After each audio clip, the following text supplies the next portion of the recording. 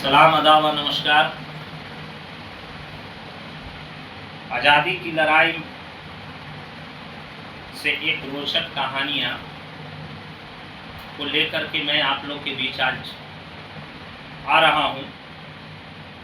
मैं कुछ ऐसी कहानियाँ जिस पे बात नहीं हो पाती है, जिनको कभी याद नहीं किया जाता है, उनके बारे में भारत के स्वतंत्रता सेनानियों के बारे में मैं अपनी बात आज रखना चाहता हूँ। 1897 के पहले कुछ लड़ाइयाँ और 1897 के बाद या उससे 1897 के बाद जो लगातार लड़ाइयाँ हुई है उसके बारे में, स्वतंत्रता सेनानियों के बारे में आज अपनी बात को रखूँगा, जिसमें एक समय ऐसा था कि भारत के एक और स्वतंत्रता सेनानी का नाम उस समय बहुत ही चर्चा का विषय बना रहा था, जो आज कहीं न कहीं वो एक गुमनाम हो गया, उनका नाम लेने वाला नहीं रहा है। ब्रिटिश हुकूमत के खिलाफ पहली अगर कोई लड़ाई लड़ी थी, जब बिगुल फूंका गया था, मैदान में साधु संत और फिर पीर फकीर भी उस समय अंग्रेजों के खिलाफ पहला जंग स्टार्ट किया था। साल 1976 में शुरू हुए इस फकीर आंदोलन में, इस तहरीर में अहम किरदार निभाने वाले मलंग और फकीर और सन्यासी लोग उस समय शामिल थे, जिन्होंने मजहब के दीवार को तोड़ सभी लोगों के साथ मिलकर अंग्रेजों से लड़ाई लड़ी और शहीद भी हुए थे।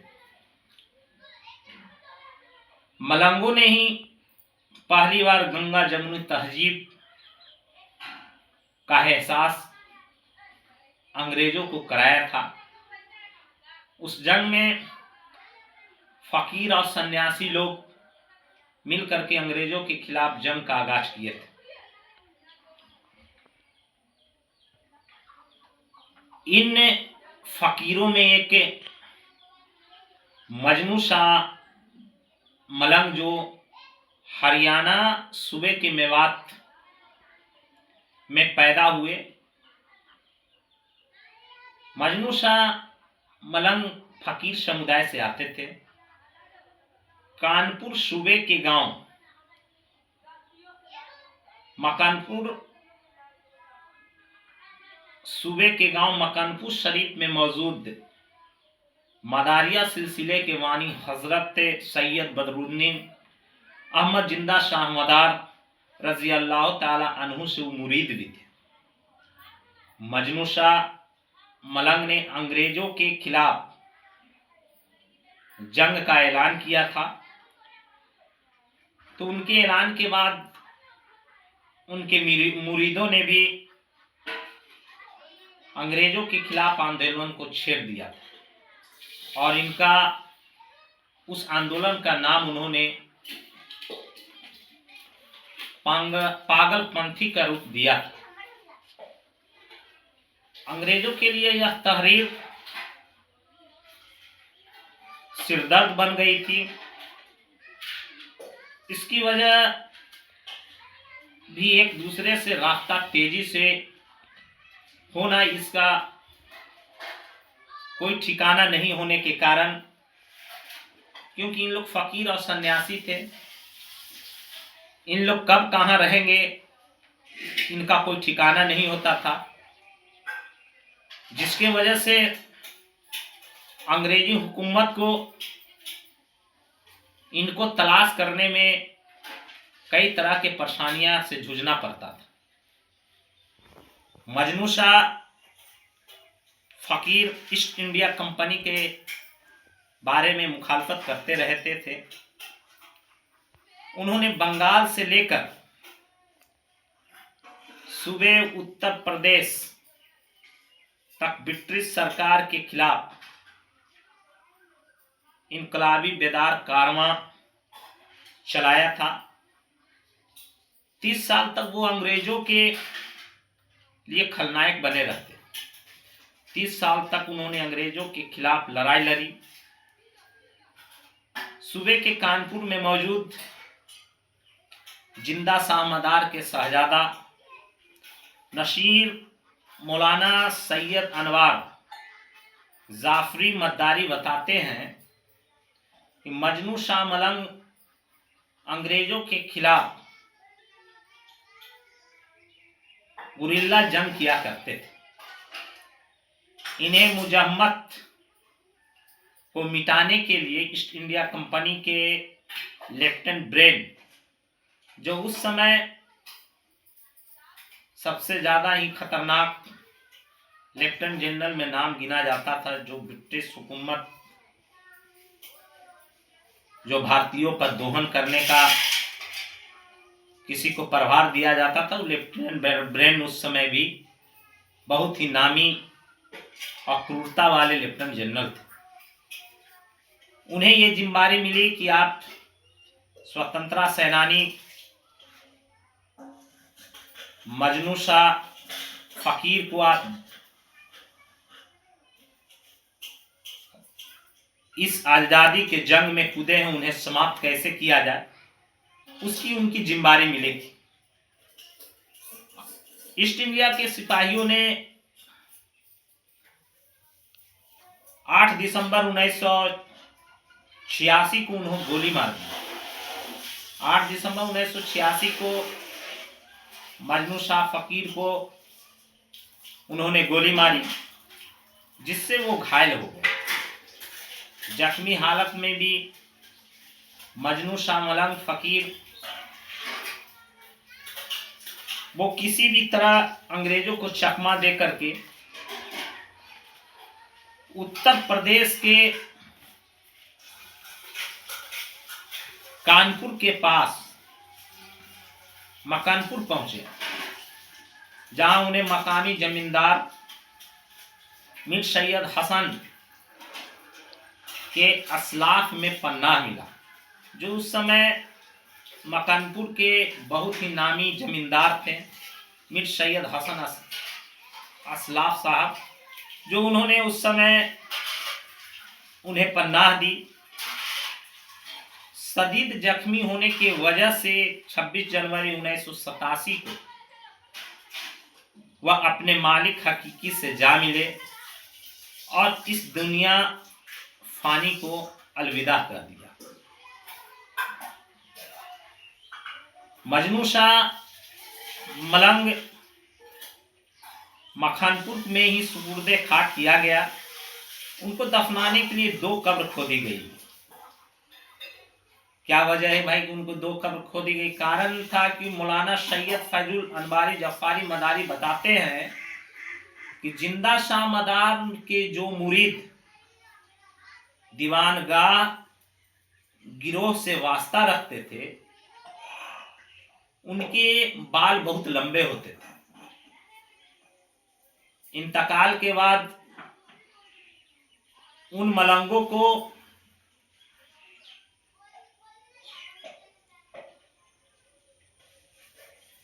बाल को काटा जाता था और उन्हें अलग दूसरे कब्र में बाल को दफनाया जाता था। मजनू शाह मलंग भी दीवानगाह से वास्ता रखते थे, इसीलिए उन्हें 2 कब्र मखानपुर शरीफ में उनके 2 कब्र मौजूद है, जिसमें एक बाल और एक उनके शरीर सुपुर्द खाक हुआ। आज हम आपको बताना चाहेंगे कि हिंदुस्तान के मर्द मुजाहिद रहे हैं और अंग्रेजों से लोहा लेने में एक अलग उनकी भूमिका रही।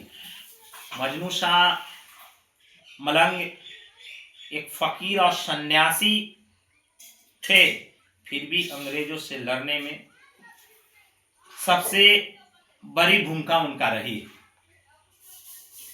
लेकिन आज के दौर में उन्हें नाम लेने में भी कई लोग को हिचक महसूस होती है। लेकिन जिस तरह से उन्होंने अंग्रेजों के खिलाफ लड़ाई लड़ी वो काबिल तारीफ रहा, और उन्होंने अंग्रेजों को चने चबाने का काम किया। जब भी भारत की आजादी की बात होती है तब कुछ नाम बार बार हम लोगों को सुनाई देता है। लेकिन क्या आप जानते हैं कि ऐसे कई मुस्लिम स्वतंत्रता सेनानी भी थे जिन्होंने अंग्रेजों के खिलाफ अपनी जान की कुर्बानी दी, लेकिन आज उनका नाम बहुत कम लिया जाता है। आज इस वीडियो से हम आपको कई महान मुस्लिम स्वतंत्रता सेनानियों के बारे में बताएंगे कि जिनकी बहादुरी और देशभक्ति हर भारतीय को जाननी चाहिए। वीडियो को अंत तक आप लोग जरूर देखिए, क्योंकि आखिरी नाम की कहानी आपको गर्व से भर देगी। एक नाम अशफाकुल उल्लाह खान साहब। सन 1900 में उत्तर प्रदेश के शाहजहांपुर में जन्मे अशफाकुल्लाह खान क्रांतिकारी संगठन हिंदुस्तान रिपब्लिकन एसोसिएशन के प्रमुख सदस्य भी रहे। वो राम प्रसाद बिस्मिल के सबसे करीबी साथियों में से एक थे। 1925 में जो अंग्रेजी सरकार का खजाना लूटने के उद्देश्य से कपूरी कांड को अंजाम दिया गया, गिरफ्तारी के बाद अंग्रेजों ने उन्हें कई तरह की लालच दिए, पैसे से लालच दिए, संपत्ति से लालच दिए, उन्हें अपने हुकूमत में अच्छे पोस्ट देने की वादे किए। लेकिन आज गर्व से हम लोग कहते हैं कि अशफाकुल्लाह खान साहब ने अंग्रेजों के सामने घुटने नहीं टेके, किसी तरह का प्रलोभन और लालच में वो नहीं गए। इतना ही नहीं, उन्हें इतना लालच के बाद क्रूरता उनके साथ पेश किया गया किसी तरह वो अपने साथियों को नाम बता दे, लेकिन उन्होंने साफ मना कर दिया, हमारी जान चली जाए लेकिन हम किसी भी कीमत पर अपनी साथियों को नाम नहीं बताएंगे। 19 दिसंबर 1927 को फैजाबाद जेल में उन्हें फांसी दी गई। फांसी से पहले उन्होंने कहा था, मेरे हाथ किसी निर्दोष के खून से नहीं रंगे हैं, मेरा इंसाफ अब खुदा करेगा। तो ऐसे ऐसे कई स्वतंत्रता सेनानी जो भारत को आजाद करने में अहम भूमिका निभाए थे, तो आज इन्हें देश पूरे याद करता है कि नहीं, ये देश के लिए एक गर्व की बात रही। दूसरा, मौलाना अब्दुल कलाम आजाद। वे ऐसे शख्सियत थे जिन्हें पूरा देश ही नहीं पूरे विश्व में इनका डंका बजता रहा। मौलाना आजाद साहब केवल एक धार्मिक विद्वान व्यक्ति नहीं थे, बल्कि स्वतंत्रता आंदोलन में सबसे बड़े नेताओं में से एक माना गया है। उनका नेहरू जी, गांधी जी के साथ इन्हें भी नाम लिया जाता है कि मौलाना अब्दुल कलाम आजाद ने देश के लिए अंग्रेजों को छक्का छुड़ाते हुए देश के लिए बहुत कुछ देने का उन्होंने काम किया। वो इतना ही नहीं, एक राजनेता के रूप में भी उन्होंने भारत में अपनी एक अलग पहचान बनाने का काम उन्होंने किया। वे भारतीय राष्ट्रीय कांग्रेस के सबसे कम उम्र में अध्यक्ष बने। राष्ट्रीय कांग्रेस पार्टी के अध्यक्ष ही होना उस समय बहुत ही बड़ी गर्व की बात होती थी। लेकिन उस समय सबसे कम एज में उन्हें राष्ट्रीय कांग्रेस पार्टी के अध्यक्ष के रूप में मनोनीत किया गया। आजादी के बाद वो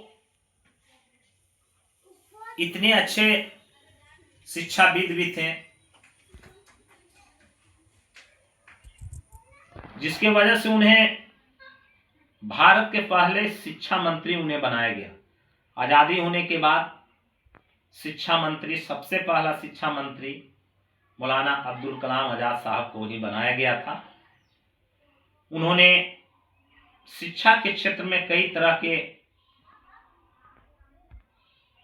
कार्यों को उन्होंने किया, जैसे आईआईटी, यूजीसी और कई राष्ट्रीय शिक्षा संस्थानों की नींव रखने में उनका बहुत बड़ा योगदान रहा। उनका मानना था भारत की ताकत उसकी एकता से है, भारत की ताकत शिक्षा से है। तो कहीं न कहीं भारत को आजाद कराने में, भारत को एक विकसित देश बनाने में बहुत बड़ी भूमिका मौलाना अब्दुल कलाम आजाद साहब को रहा। एक और नाम भारत में खान अब्दुल गफ्फार खान के नाम से, जो एक अलग ही स्वतंत्रता सेनानी थे। उन्हें पूरी दुनिया में सीमांत गांधी के नाम से भी लोग जानते थे। खान अब्दुल गफ्फार खान साहब को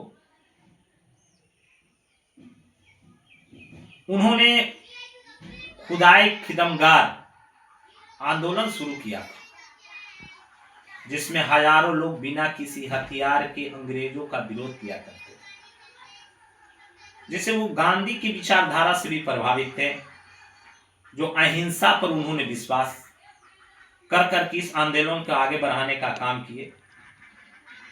और जिस आंदोलन में अहिंसा है, तो हमें लगता है कि वो कहीं ना कहीं वो आंदोलन ज्यादा सक्सेस रूप लेता है। तो उन्होंने बिना हथियार के दम पर अंग्रेजों को छक्का छुड़ाने का काम किए। उन्होंने हमेशा अहिंसा का रास्ता अपनाया और महात्मा गांधी के सबसे करीबी साथियों में रहे। वे कहते थे, अहिंसा कमजोरों का नहीं,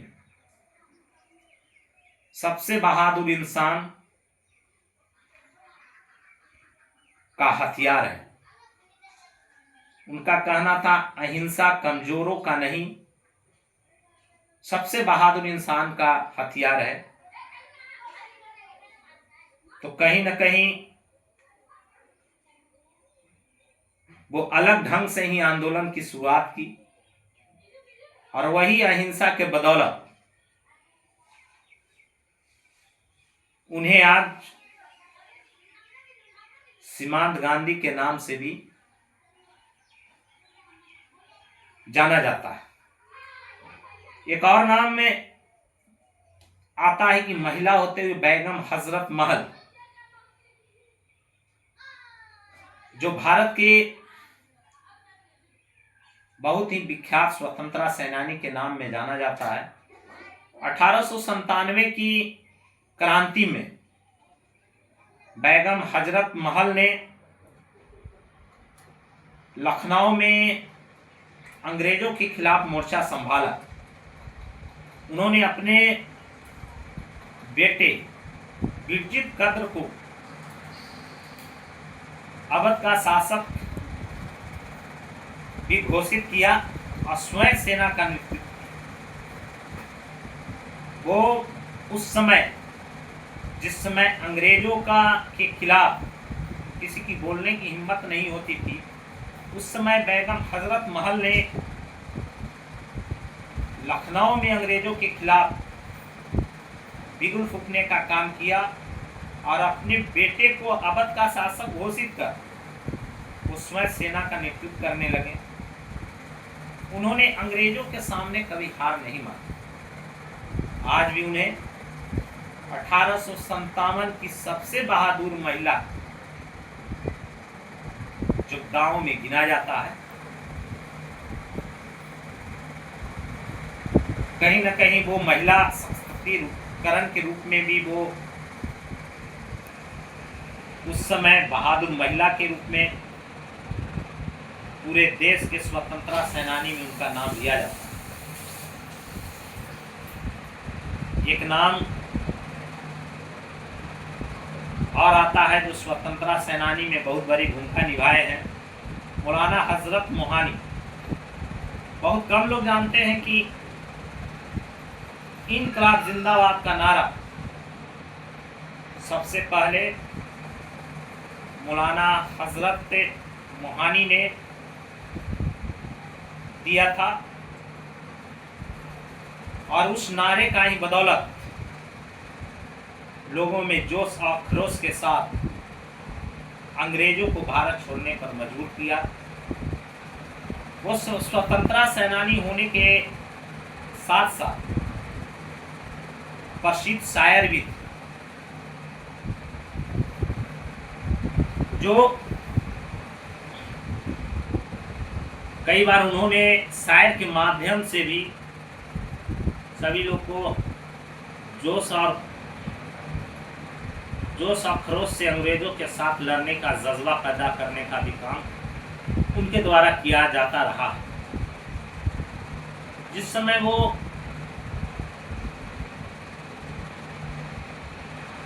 अंग्रेजों के खिलाफ जो लड़ाई करते थे तो खुलकर विरोध किया था। कई बार वो जेल भी गए। उनका जीवन सादगी और देशभक्ति और सामाजिक समानता का प्रतीक माना गया। वो अपनी जीवन बहुत ही सादगी से जीते थे। देशभक्ति उनके दिल में कुट-कुट के भरा हुआ था और सभी समाज में गरीब अमीर सभी जात में एक समानता का भाव उनके दिल में रहता था। तो इससे ये प्रतीक होता है कि भारत को आज़ाद करने में कहीं न कहीं इन सभी लोगों का महत्वपूर्ण योगदान रहा।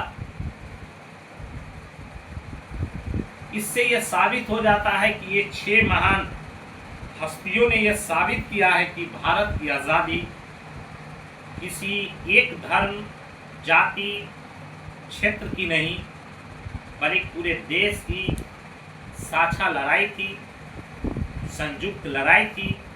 अशफाकुल्लाह खान की कुर्बानी, मौलाना आज़ाद का नेतृत्व, खान अब्दुल गफ्फार खान की अहिंसा, बेगम हजरत महल की वीरता और मजनू शाह फकीर के सन्यासी रूप से लड़ाई लड़ने का जो तरीका और मौलाना हजरत मोहानी का क्रांतिकारी संघर्ष, ये सभी हमारी आज़ादी की कहानी के अमूल अध्याय। इसीलिए आज हम सब लोग की जिम्मेदारी है कि हम इन महान स्वतंत्रता सेनानियों को याद रखें और आने वाली पीढ़ियों तक इनकी सच्ची कहानियां सुनाने का प्रयास करें। अगर आपको यह वीडियो पसंद आई हो तो वीडियो को लाइक करें, अपने दोस्तों के साथ शेयर करें और चैनल को सब्सक्राइब करें। कमेंट में आप लोग बताइए कि इन 6 महान स्वतंत्रता सेनानियों में से किसकी कहानी ने आपको सबसे ज्यादा प्रेरित करने का काम किया।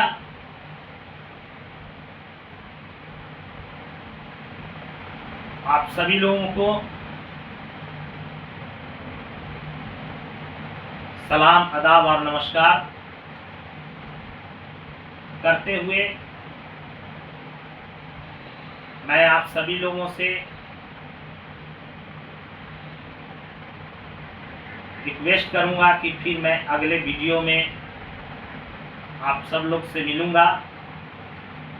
जय हिंद, जय भारत, जय भीम।